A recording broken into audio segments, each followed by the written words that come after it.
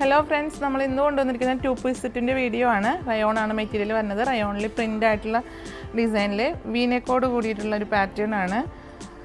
Flare ആയിട്ടുള്ള slitted പാറ്റേണിലാണ് നമ്മൾ റെഡിമെയ്ഡിൽ വന്നിരിക്കുന്നത്.